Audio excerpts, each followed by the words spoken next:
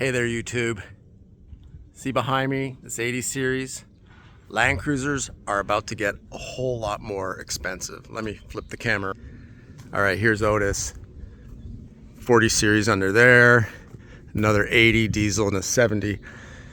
But you see before us, this Land Cruiser, well, just yesterday, the US administration has announced 25% tariff on on vehicles, Land Cruisers in this case as well, that are manufactured 100% outside of the country. And as you may or may not know, Toyota Land Cruisers and LXs have always been built outside of the US. So it's too late for them to pose a 25% tariff on these. These are 30 years old.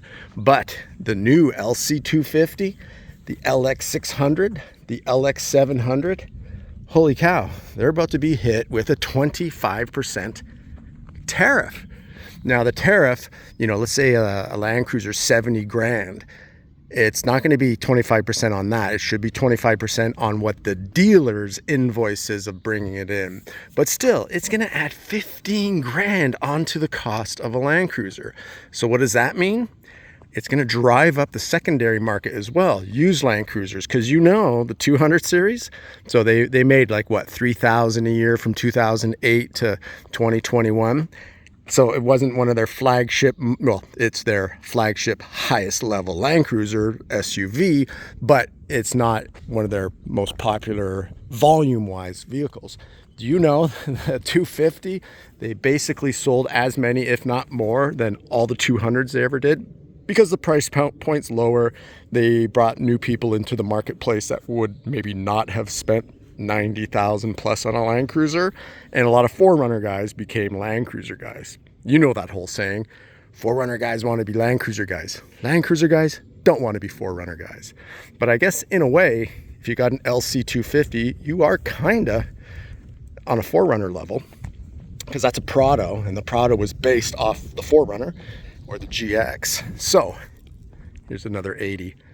Who is gonna buy an LC250 for 70 grand plus tariff of what? Let's just call it 15 grand more, 85. Guess what? LC250s, you are now paying what this cost. And that drove 200 series to like a 2,000 volume near the end. 2,000 of those a year were getting sold. Is this what we're about to see? How is Toyota gonna respond? Are they gonna absorb some of that tariff? Hell no, they dropped the price of their cars. So this is gonna be really interesting. Now, of course, if you really want a 250 or a GX550, go get them now, because the ones that are landed, well, they bypass tariff, right? It's only when they come through US Customs. Crazy. This 250, sorry. This 80 series, I just got this bumper done in front. So I just got to wash it up. If anybody's interested, this is fabricated, built in Southern California. This is $850 if you want a low profile. It goes right on your frame. The two pieces that come out here, you can put a winch, but that is clean. Really like it. Digging that bumper. So if you're interested, hit me up. I'll put you in touch. Small fabricator, but he can have this done in about 3 weeks. It's $850. If you want a loop, add $200.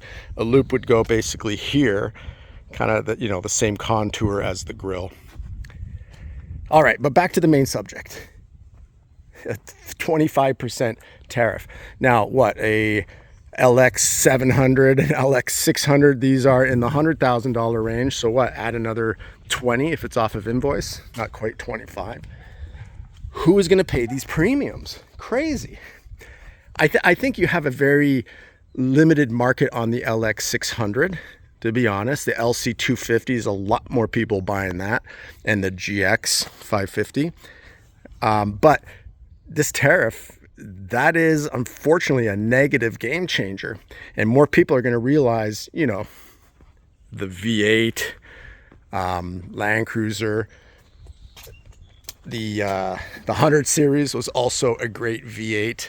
So people are going to realize, maybe I got to pick up one of these older ones. And there's many of these on the market as there is the LC250. To my understanding, I got to do a little bit more research on that, but you know, they held back the Land Cruiser from 2021. So for 3 years, you had a bit of a bottleneck of people that would have wanted to buy a Land Cruiser. As soon as it became available back into the US market, boom, you know, a lot of people bought them. And the price was lower. They shaved 30 grand off the price, but now it's about to go back up. So anybody who has an 80, a 60, a 200, your values are going up. I did a video, I'll put it here, kind of like, you know, let's talk about Toyota Land Cruisers, specifically the 80 series. I'll put that in my description. So it's a good video that now kind of the update is not only are these going to hold their price or go up because there's a limited amount on the market, but someone who's, you know, was ready to pay 65, 70 for an LC250, and now they see that price tag at 85, they're going to think twice. You can pick these up for 85 all day long. Well, today, but maybe there's a finite amount on the market. So, you know, when I drive this around, if I pull up beside a Prado, a 250, I'm like, hey, little brother, how's it going, little guy? You know, this to me was the last of the true Land Cruisers in the US market. And I think a lot of people will realize that. So those will go up, those will go up, those will go up. And the LC250 have no choice. They've gone up because the Trump administration is putting a tariff. Now, a lot of people are going to say, that's not fair, that sucks. And well, back in the day, well, 20 years ago, the US said, hey, Japanese automakers, you need to have a certain percentage built here in the US in order to have an allotment that you can produce domestically in your own country, like the Land Cruiser, because they're 100% built in Japan. And you're allowed an allotment to bring in. So that's why they chose their highest hierarchy, top of the food chain Land Cruiser, and the LXs to be fully built in Japan. But then, surprise, new administration in, they're like, hey, whatever, we don't care. What, NAFTA or USMC, whatever it is, the new trade agreement between Mexico, Canada, and the US. Trump doesn't care, even though he made that agreement, or brags that he did. Now it's like, no, tariffs, we're gonna start doing tariffs. So it's kind of nuts. And Japan automakers, you know, they started making in the US, and then they started making in Mexico. So maybe over time it's like, hey, the one part I get and understand is if Japan is shipping these out to the US market, and when the US wants to ship in, I don't know, Ford Raptors and their own vehicles, they are subject to a tariff because Japan, other countries were scared of the US automakers. They're like, no. We're going to add a tariff so that they protect their own market. So in all honesty, it's fair. You know, if they want to even, if Trump wants to even the playing ground, it's like, all right, you got tariffs on us, we're putting tariffs on you. So watch that possibly change quickly. But for right now, for the time being, starting April 2nd, 25% tariffs on vehicles fully manufactured outside of the US. Ouch.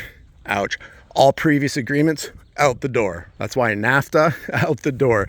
The replacement to NAFTA, again, sorry, I don't know the acronym offhand. I think it's USMC something. Out the door. Tariffs. So very interesting. I can go on about tariffs with potash coming from Canada. It's the only place the US buys it. So it's not like there's companies in the US that's going to make potash. If anybody's wondering what I'm talking about, that's fertilizer for agriculture. So all farmers in the US, they're buying potash because that fortifies, gives you a better bounty, makes your crops stronger, more resilient to bugs and what have you. So there's two places you can buy potash, Canada and Russia. So they're not buying it from Russia, they're getting it from Canada. So why 25% tariff on that? I think the underlying agenda is to get rid of the small farmer, really squeeze them, and then big agriculture comes along and buys them all out. That's pretty much what's happening. Because why put a tariff on something your own country doesn't make, but you have to have it? Doesn't make sense. Canada's like, okay, here you go. That 25%, they're not absorbing it. It's the farmer that has to pay it. And then that money goes into the federal's pocket. It goes into the U.S. Government's pockets. So very odd. Doesn't make sense. But the end all be all is 25% increase is going to affect all Land Cruisers. All of them that were holding their value, they're all going to go up because it's all about supply and demand. You have as many of these in the market as you do LC250s and LC250s. People are going to think twice. I would. 15 grand. Do I want to write a check for 15 grand to Trump for the privilege of buying a Japanese vehicle? No, unfortunately not. And then finally, let's just say this tariff sticks. What happens next? Well, Japan will have no choice but to manufacture these in the US if it wants to continue the Land Cruiser name brand in the US. So what does that mean? Quality is going to drop like a rock. The whole reason why I love these vehicles, fully built in Japan to the highest standards possible. Higher than Europe, higher than the US certainly, higher than any other country. Best built vehicles ever, most reliable ever. This being fully built in the US, I don't think it will hold that title anymore.